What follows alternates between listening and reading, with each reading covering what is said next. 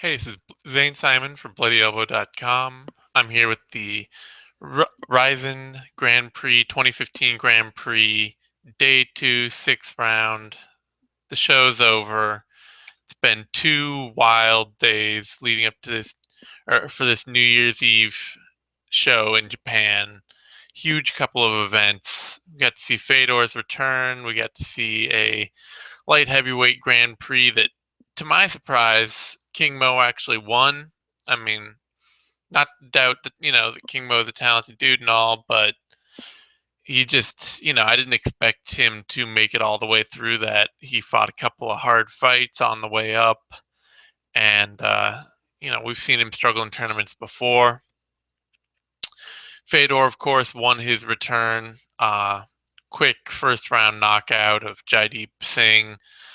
Just wound his way in after a big flurry, the way he classically used to. Got a body lock, hit a huge slam on Singh, threw him to the mat, got top control, ended up in mount, started landing hard ground and pound shots, kind of thing that Fedor's classically always done, and eventually just knocked him out cold. No surprise there. I will say, this event was, I don't know. I don't it wasn't quite as fun as the first one. Probably partially because the newness factor was worn off. The first show just felt like such a breath of fresh air, and then this one was immediately like, it was good and it was fun and I enjoyed it, but it dragged just a little more. Like, the first one was just first round finish after first round finish after first round finish, exciting knockout after exciting knockout. And we didn't quite get that with the round two. We got a lot more freak show fights, a lot more really sloppy MMA, a lot less experienced fighters, frankly. And it just didn't feel as fun as that first night. It was still good. We still got a lot of really cool stuff. It just wasn't quite the same. The night started off with Rena Kubota, the women's shoot box champion, making her MMA debut against Juliana Valentino. Kubota, it was a pretty scrappy back and forth fight. Kubota didn't really have the volume to overwhelm Valentino, despite being a much more technical fighter. But eventually, in the second round, she pulled out a flying armbar for a submission win just out of nowhere. That was pretty cool. Um, then we got our semifinal tournament rounds. King Mo fought Theodoros Oxtolis for a decision win. Um, just kind of a grind. Oxtolis didn't know how to stop the takedowns and was too afraid of getting taken down to throw a lot of volume on his feet. Then Yuri Prochazka fought Vadim Nemkov in an awesome back and forth, hard fight. They had their first round, 10-minute round, was just insanely paced, especially for light heavyweight, and Nemkov couldn't answer the bell for the second round after that. So Prochazka got a TKO via retirement at the end of that round, but it was a fantastic, fun round of MMA, constant grappling and striking, just all over the place. Really fun. Then we got Brennan Ward, Ken Hasegawa. The first round was kind of a little bit of a slog, with Ward actually getting out wrestled by Hasegawa for a lot of the round. But Ward picked it up in the second round, got his own wrestling game working, hit a great reactive suplex, belly-to-belly suplex on Hasegawa, was able to turn that into a cradle, and then immediately moved to back take and get a rear naked choke. That was a pretty fun fight. Good win for Ward eventually, in a fight that he did not look great in, against Hasegawa, who he was expected to beat pretty handily, especially, at least by my account. Hasegawa, being the former deep megaton champion, has always been a guy who takes a lot of damage, but is not particularly talented fighter. So it was not a great showing for Ward, but he really turned it around the second round, got the win he was supposed to get. Then we got Soo Chul Kim fighting Mike Harris. This was kind of unfortunately a slog. It wasn't as bad as the yellow cards made it feel. The ref gave out 2 yellow cards to both fighters, basically for clinch fighting. The the it was sort of a, if you're not actively striking from range or hitting takedowns, the ref isn't interested in seeing it. So the moment they got into the clinch, where they were where neither guy had a huge advantage, then the ref was pretty impatient with it. But at the same time, it was kind of sucked to see Suchil Kim, who's been coming off a run of really good stoppage performances over good fighters, just not really want to do anything against Linhares other than try and overwhelm him in the clinch, and not really do it with striking offense or anything decisive. Really, it seemed like he was going for takedowns out of the clinch, but didn't have the prowess to get takedowns. As Linhares got yellow cards for inactivity, he started to open up his striking later, and that's where Kim started to get more takedowns and take over the fight a little more later. But it was just kind of a slog of a fight. Then we got kickboxing bout Takaru versus Yang Ming. That was a nice highlight. Takaru being an exceptional talent for kickboxing, really fun, awesome action fighter. Got a knocked out Yang Ming in the third round, I think. I can't remember. Let's see. Yeah, knocked him out in the second of 3 rounds, right at the end of it. Just blasted him through the ropes, and the ref waved it off when Ming wasn't responsive. And that was a fun back and forth action fight. And then we got Gabby Garcia versus Lady Tapa, and that was just complete circus grade MMA. Debut for both women. Tapa actually looked like she had some idea of what she wanted to do in there. She was, wasn't pretty, but she was slinging leather and bouncing around, moving pretty well. And she clocked Garcia hard with a overhand right, I believe. And Garcia just tumbled to the mat, looked totally stunned. And from there on out, Garcia just went into total, like, robot Matt Riddle arm punch mode, just not looking and just swinging wild, super, super ugly.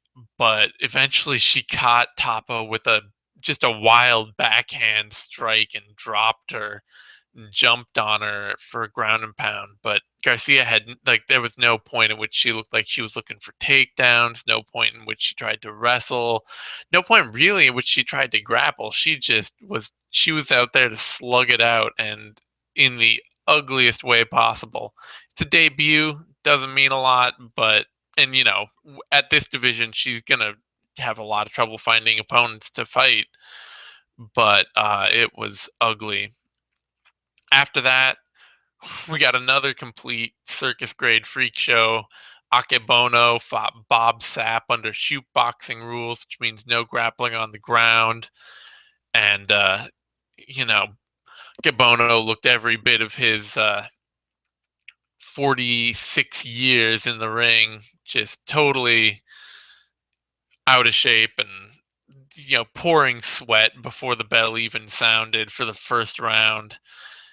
And then his whole fight plan just appeared to be to look tough and try and push Bob Sapp into the ropes as hard as he possibly could. Barely threw a strike the whole fight, but was able to lean on Sapp heavy enough that Sapp could really only punch around him to the back of his head.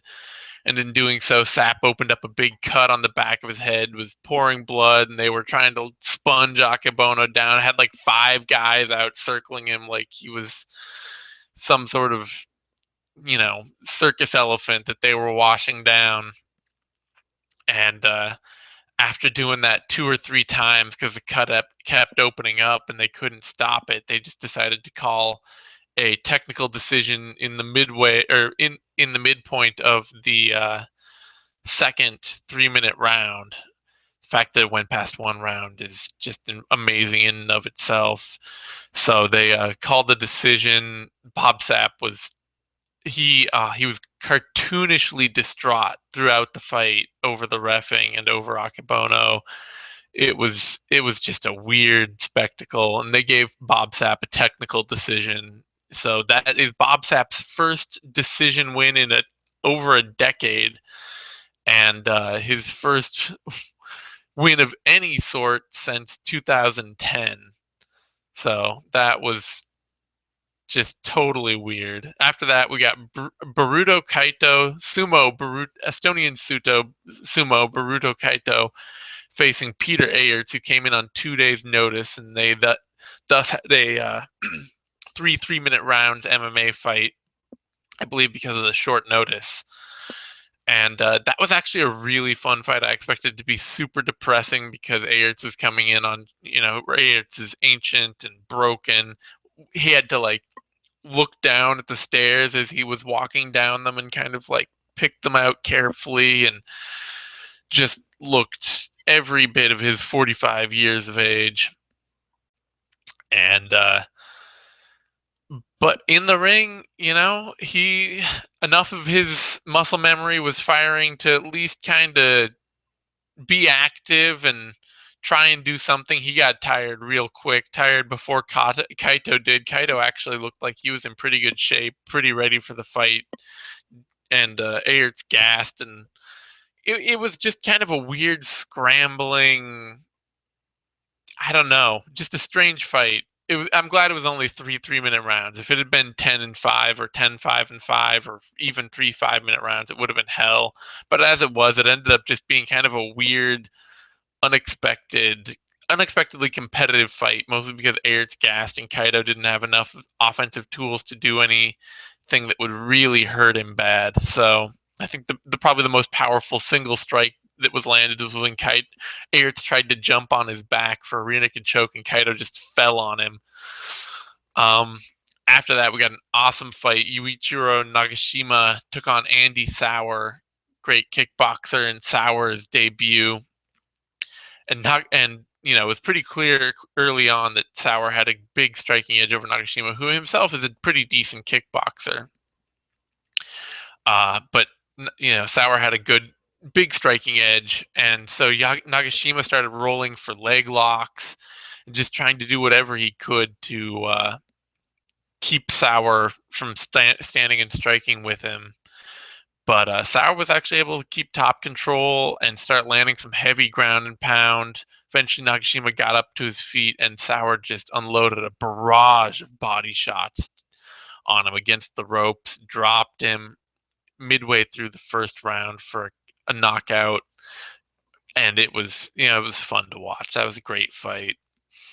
Great debut for Sauer. Really fun. I'm interested to see what he does more in MMA, especially if he can stick to these kind of Japan carnival shows. He seems like the kind of guy that if they match him up real carefully, could have some pretty fun fights.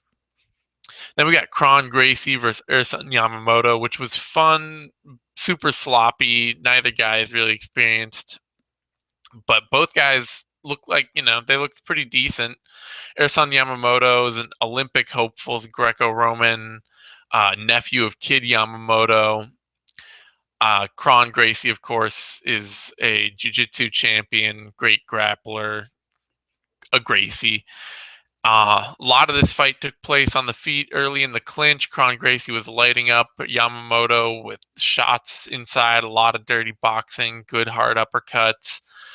But Yamamoto was actually able to compete with him on the ground. Gracie eventually got him down, but Yamamoto swept him a couple times, was able to, break down some of what Gracie was trying to do, get up to his feet again, hit Gracie with some good shots.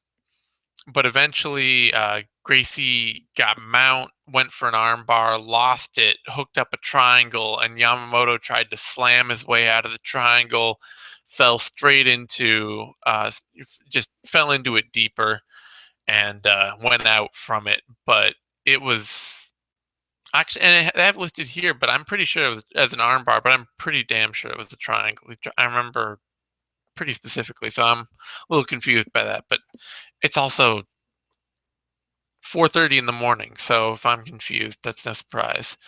Still, Yamamoto looked good. It was his debut. Kron Gracie looked good. It was his second ever fight. They were fun and spirited, inexperienced, but both have some promise. It was a nice back and forth fight.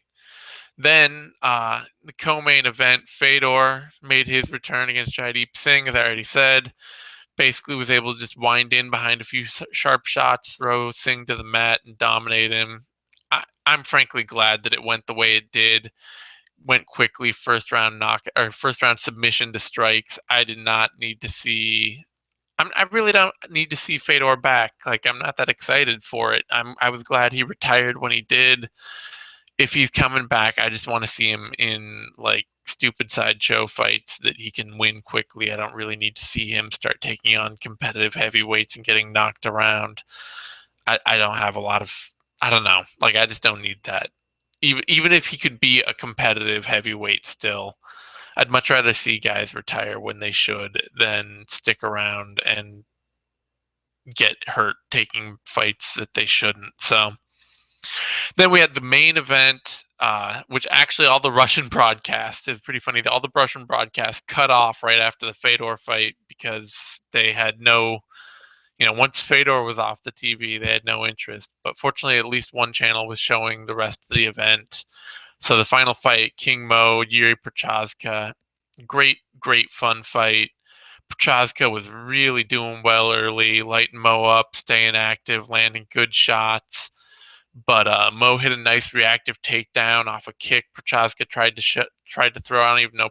Prochazka might have slipped a bit off that. Either way, Mo ended up on top of him. He's doing a decent job working him over with ground and pound for a while, but eventually created a little too much space. Prochazka was able to shuck him and get back to his feet.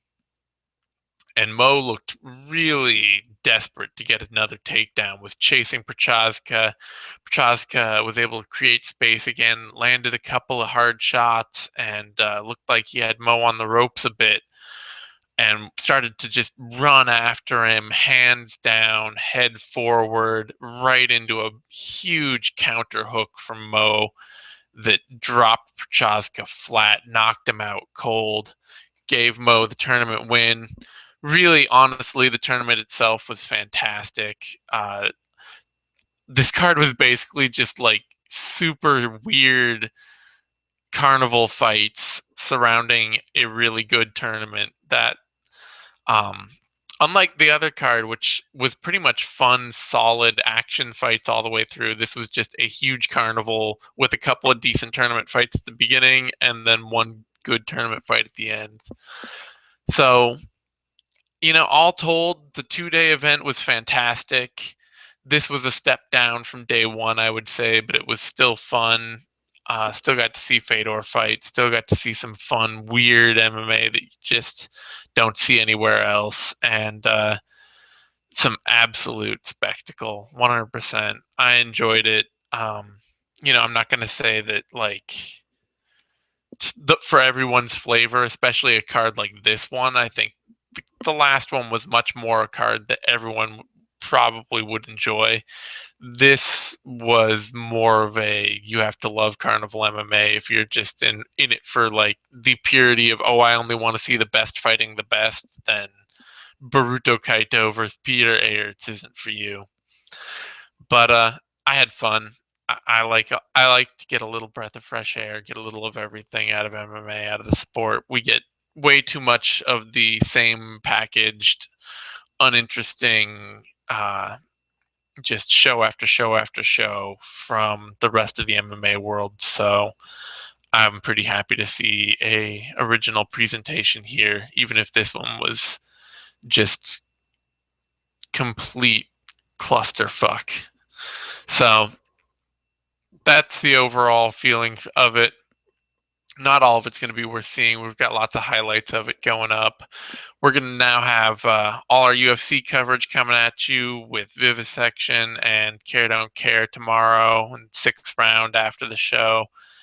And then we'll have all our normal stuff next week. I think we'll be back to normal production. So thanks, everyone. Give us a like on YouTube. That's a thumbs up. Subscribe to MMANation.com. That's DOTCOM over on YouTube. That way you get to be first in the know for all the new Bloody Elbow videos and analysis and all that good stuff.